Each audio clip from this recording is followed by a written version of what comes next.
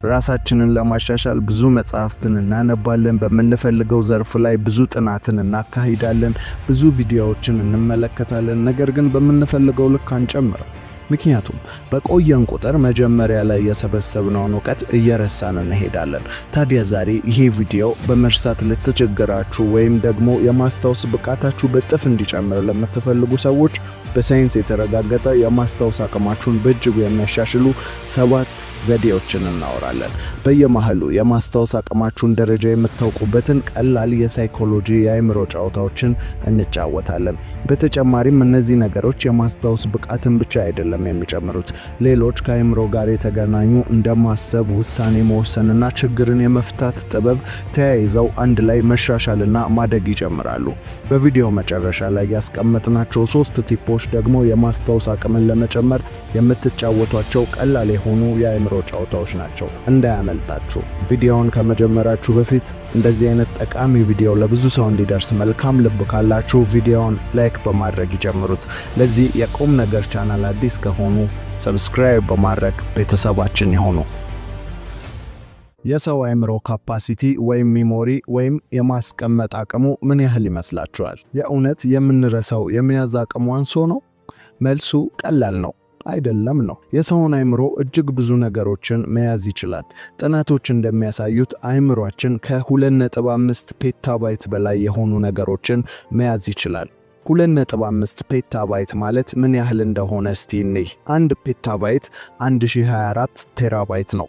1 ቴራባይት 1024 ጊጋባይት ነው። የማውራው ነገር በግልጽ እንዲገባችሁ በምሳሌ ስናየው በዘመኑ ባሉት ጥራት ባላቸው ፊልሞች የሚይዙትን ስቶሬጅ ስናስበው 2.5 ፔታባይት የሚያህል መጠን ያላቸው ፊልሞችን ለማየት በትንሹ 300 ዓመት ይፈጅብናል። 300 ዓመት።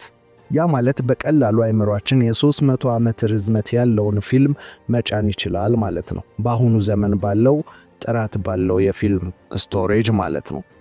ይህ ደግሞ ፐርፌክት ጥናት ነው ማለት አንችልም፣ ግን የሰው አእምሮ ከዚህ ቢበልጥ እንጂ አያንስም የሚለውን ግን ያሳዩናል። ታዲያ ግን ለምንድን ነው የምንረሳው? ለዚህ ትክክለኛ ምክንያቱ የአእምሮአችንን አሰራር ባለመገንዘባችን ነው የሚለው ነው።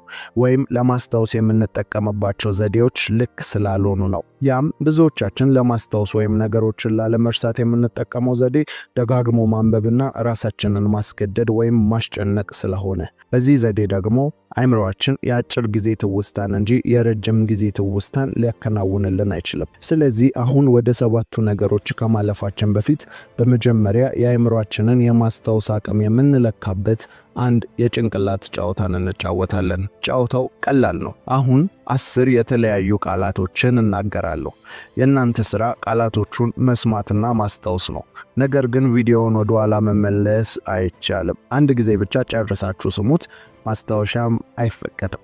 እሺ እንጀምር። 1ኛ ብዕር፣ 2ኛ ማህተብ፣ 3ኛ እስክሪብቶ፣ 4ኛ ቀስተ ደመና፣ 5ኛ ሰማይ፣ 6ኛ ብርቱካን፣ 7ኛ ሰርክ፣ 8ኛ ዝናብ፣ 9ኛ ወተት፣ 10ኛ ወርቅ። በሉ አሁን ቪዲዮውን አቁሙና ምን ያህል ቃላትን እንደምታስታውሱ ራሳችሁን ፈትሹ። እሺ ጨረሳችሁ? አማካኝ የማስታወስ አቅም ካላችሁ ከ10 ቃላት ከ5 እስከ 7 ድረስ ታስታውሳላችሁ። ምናልባትም 10ንም ያስታወሳችሁ ካላችሁ ጥሩ የማስታወስ ብቃት አላችሁ ማለት ነው። እሺ 10ንም ያስታወሳችሁት ደግሞ በቁጥር ተርታ ነው ወይ የሚለውን ራሳችሁን ፈትሹ። ግን በዚህ ጌም አብዛኛው ሰው የመጀመሪያውንና የመጨረሻውን ቃል የማስታወስ አቅሙ ከፍተኛ ነው። አሁን የማስታወስ ብቃታችንን ከፍ ወደሚያደርጉልን 7 ዘዴዎች እንለፍ። 1ኛ ዘዴ ላይ ያስቀመጥነው የማናስተውለው አቅማችንን እየገደለ ያለ የማትጠብቁት በተሳሳተ መንገድ የምንረዳው ሐሳብ ነው። አሁን ወደ ዘዴዎቹ እንለፍ። 7ኛ ውሃ መጠጣት ነው። አንጎላችን በቂ የፈሳሽ መጠን ካላገኘ የማተኮሩ ብቃቱ እያነሰ ነው የሚሄደው። የትኩረት አቅም ደግሞ ከማስታወስ ጋር የአንድ ሳንቲም 2 ገጽታ ናቸው። ስለዚህ በትክክል ትኩረት ለማድረግ እንድትችሉ በቂ የሆነ ውሃ መጠጣት ያስፈልጋችኋል። ስድስተኛ ላይ ያስቀመጥነው ምህጻረ ቃል የሚባለው ነው። ይህ የማስታወስ ዘዴ ማስታወስ የፈለጋችሁትን ነገር ዝርዝር ነገር በአጭር ምህጻረ ቃል የማስቀመጥ ዘዴ ነው። ምህጻረ ቃሉን የሚቀመጠው በቃሉ የመጀመሪያ ፊደል ላይ ተንተርሶ ነው። ትልልቅ ፓርቲዎችና ድርጅቶች የድርጅታቸውንና የፓርቲያቸውን ስም እንደሚጠሩበት ስም ማለት ነው። ይህ ትልልቅና ረጅም የሆኑ ስሞች በቀላሉ በቅደም ተከተል ለማስታወስ የሚረዳ ምርጥ ዘዴ ነው። ተጠቀሙበት። አምስተኛ ላይ የምናነሳው መረጃዎችን ወደ ምስል መቀየር ወይም ኢማጂኔሽን የሚለውን ነው። ይህ ዘዴ እስካሁን ድረስ ለማስታወስ ከሚጠቀሱ ዘዴዎች እጅግ ዋነኛው ነው። የሰው ልጅ ጭንቅላት ትልቅ አቅም አለው። ኢማጂኔሽን ወይም ምናብ። ይህ ኢማጂኔሽን ወይም ምናቡ በአቅራቢያው የሌለን ወይም ያልተፈጠረን ነገር በአእምሮ ምስል ማላበስ፣ ቀለም መፍጠርና ነገሩን እንደሆነ አድርጎ ማሰብ መቻሉ ነው። ታዲያ ይህንን ምናብ ለማስታወስ ስትጠቀሙት ደግሞ እጅግ በጣም አመርቂ ውጤትን ያስመዘግብላችኋል። ስለዚህ ይህንን በመጠቀም የሚነገርንን ሁሉ ወደ ምስል ቀይሮ መረዳት ይቻላል። አእምሮ ደግሞ ወደ ምስል ተቀይሮ የተገነዘበውን ነገር በፍጥነት አያጠፋውም። እስቲ ራሳችሁን ተመልከቱ። ፊልም፣ ስዕል የመሳሰሉ ነገሮችን በፍጥነት ከአእምሮአችን የማይጠፉት ለምንድን ነው? ለምን ይመስላችኋል? ስለደጋገማችሁት አይደለም፣ ነገሩ በምስል ስለተቀረጸ ነው። ስለዚህ የትኛውንም መረጃ ለማስታወስ ስትፈልጉ መጀመሪያ ወደ ምስል ቀይሩት። ለምሳሌ የቅድም የተናገርኳቸውን ቃሎች ሁሉ ወደ ምስል ብትቀይሯቸው ኖሮ ቅድም ካስታወሳችሁት በተሻለ መንገድ ማስታወስ ትችሉ ነበር ማለት ነው።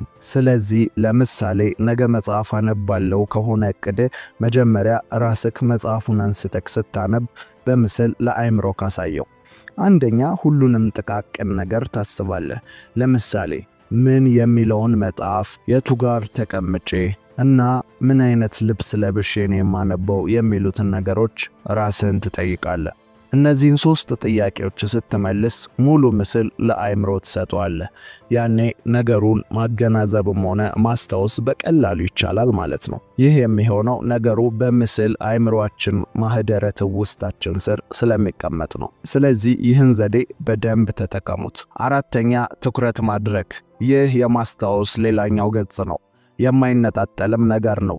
አንድን ነገር 10 ሰዓት ከላይ ላዩ ከመመልከት 5 ደቂቃ አእምሮን ሰብስቦ በጥሞና ማጥናቱ የበለጠ ውጤትን ያመጣል። ቶማስ ኤዲሰን በአምፖል ፋብሪካ ውስጥ የሚሰሩ ሰራተኞች ዘወትር በአንዲት ቀጭን መንገድ ላይ እንደሚያልፉ ተመልክቶ ነበር።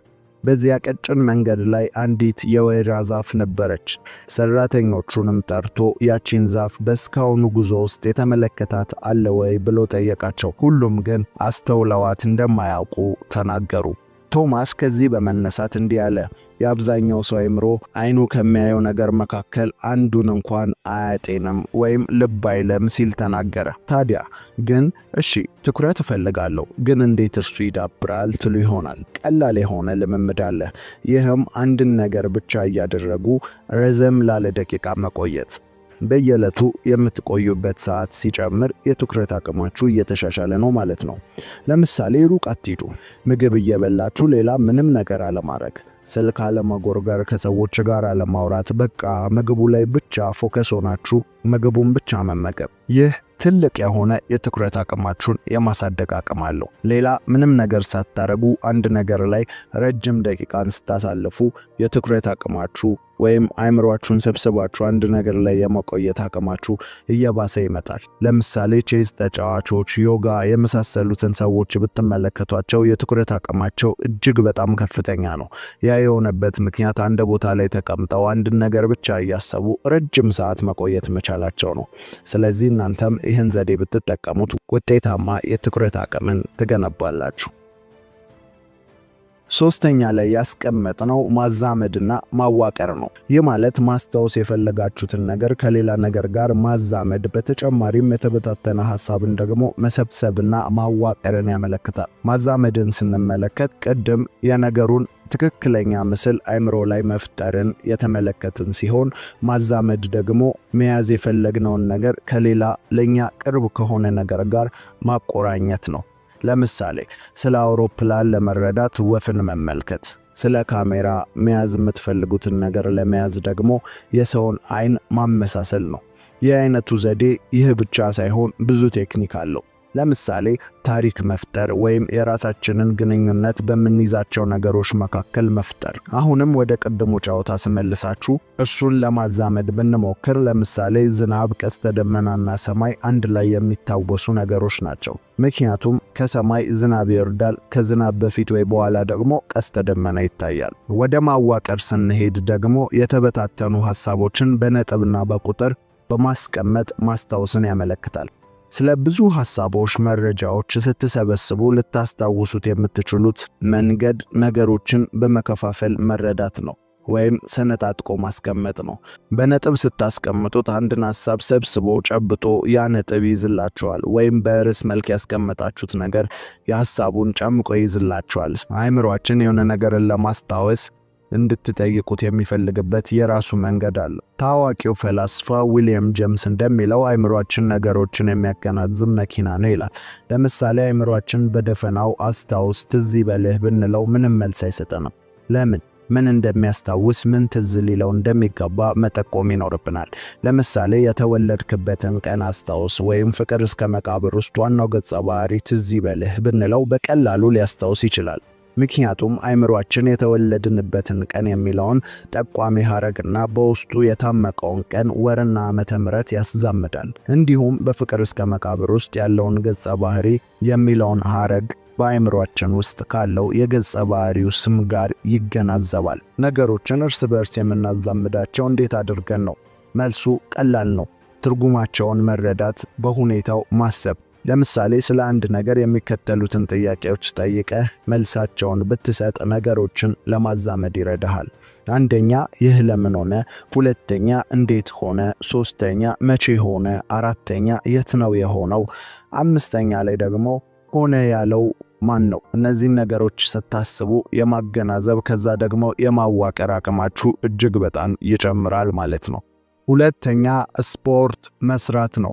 የተለያዩ ጥናቶች እንዳመላከቱት ስፖርት መስራት በቀጥታም ሆነ በተዘዋዋሪ ለማህደረ ትውስታችን እጅግ በጣም ጠቃሚ ነው። በብሪቲሽ ኮሎምቢያ በተጠናው ጥናት መሰረት መደበኛ የአካል ብቃት እንቅስቃሴ ማድረግ ለመማርና ለማስታወስ ኃላፊነት ያለበትን የአንጎላችን ክፍል መጠኑን ከፍ ያደርጋል። በተጨማሪም ስፖርት ስንሰራ አንጎላችን ፖዚቲቭ የሆነ ኬሚካሎችን እንዲመነጩ ያደርጋል። ከነዚህም ውስጥ ኢንዶልፊንና ሴራቶኒን ዋነኛ ተጠቃሽ ናቸው። እነዚህ ኬሚካሎች ደግሞ ጥሩ ስሜት እንዲሰማን፣ ከጭንቀት እንድንወጣ ስለሚያደርጉን ይህ ደግሞ ለትውስታችን በፍጥነት እና በቅልጥፍና እንዲሰራ ትልቁን ሚና ይጫወታል። አንደኛው ጋር ደርሰናል። አንደኛ፣ በቂ እንቅልፍ መተኛት። አላስፈላጊ መርሳትን ለማስወገድ የማስታወስ ብቃትንም በእጅጉ እንዲጨምር በቀን ውስጥ በትንሹ ከ7 እስከ 8 ሰዓት መተኛት ለሰውነታችን እጅግ አስፈላጊ ነው።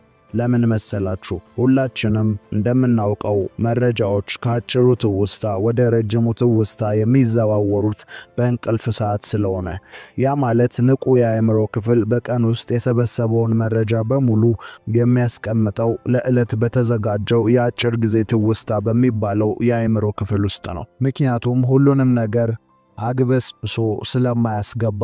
ታዲያ በምንተኛበት ጊዜ የሚፈጠረው ምንድን ነው? የሚፈጠረው ነገር በአጭር ትውስታ ወይም ከስሜት ጋር የተቆራኙ ስሜታዊ የሆንባቸው ነገሮችን እየመረጠ ወደ ረጅም ትውስታ ይቀይራል።